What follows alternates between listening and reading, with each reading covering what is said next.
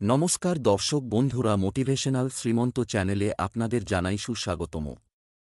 আজকে আপনাদের সামনে যে বিষয়বস্তু নিয়ে আলোচনা করব তা হল, কোটিপতি হতে চাইলে মেনে চলুন চাণক্যের এই টিপস। অর্থাভাব হবে না জীবনেও। চাণক্য মতে, যারা কোটিপতি হতে চাইছেন তাদের বিশেষ কয়েকটি জিনিসের দিকে মনোযোগ দিতে হবে, তাহলেই মা লক্ষ্মীর কৃপা আপনার উপর থাকবে এবং কোনোদিনই টাকার অভাব হবে না। আচার্য চাণক্যের নীতি অনুসরণ করলে জীবন বদলে যেতে পারে মুহূর্তে। আচার্য চাণক্যকে ভারত তথা গোটা বিশ্বের মহান অর্থনীতিবিদ ও দার্শনিক হিসেবে বিবেচনা করা হয়। চাণক্যর নীতিশাস্ত্রে এমন কিছু নীতির কথা বলা হয়েছে যা মেনে চললে মুহূর্তে ঘুরে যাবে ভাগ্যের চাকা। চাণক্য মতে, যারা কোটিপতি হতে চাইছেন তাদের বিশেষ কয়েকটি জিনিসের দিকে মনোযোগ দিতে হবে, তাহলেই মা লক্ষ্মীর কৃপা আপনার উপর থাকবে এবং কোনোদিনই টাকার অভাব হবে না।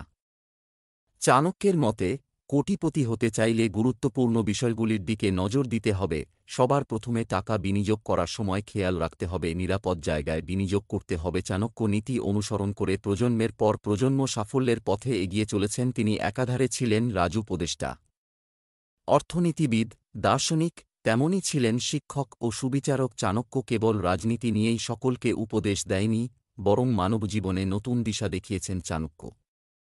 চাণক্য নীতিতে বলা হয়েছে, সর্বদা সততার পথে হেঁটে অর্থ সংগ্রহ করতে হবে, খারাপ পথ থেকে দূর থেকে সৎ পথে রোজগার করতে হবে। আচার্য চাণক্য জানিয়েছেন, যে ব্যক্তি বিষ থেকে অমৃত আহরণ করে তাকে ধনী হওয়া থেকে কেউ আটকাতে পারবে না। খারাপ মানুষের কাছ থেকে ভালো জিনিস গ্রহণ করার পরামর্শ দিয়েছেন চাণক্য। চাণক্য মতে, জীবনে সাফল্য পেতে সকলের সঙ্গে ভালো ব্যবহার করুন, কারোর সঙ্গেই খারাপ ব্যবহার করবেন না। কটু কথা বললে জীবনে ব্যর্থতা আসবেই।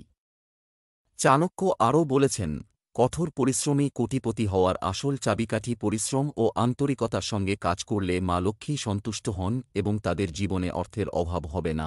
চাণক্য মতে, জীবনে কোটিপতি হতে চাইলে সাহসের সঙ্গে সবকিছু চ্যালেঞ্জ নিতে হবে। কোনো কিছু চ্যালেঞ্জ গ্রহণ করতে ভয় পেলে চলবে না, তাহলেই সৎ পথে জীবনে উপার্জন করতে পারবেন এবং কোটিপতি হতেও বেশি সময় লাগবে না। আশা করি বন্ধুরা ভিডিওটি দেখে আপনাদের ভালো লেগেছে। ভালো লাগলে আপনজনের উদ্দেশ্যে শেয়ার করবেন, চ্যানেলটি সাবস্ক্রাইব করবেন। আজ এখানেই শেষ করছি। ঈশ্বর আপনার মঙ্গল করুক। নমস্কার, ধন্যবাদ।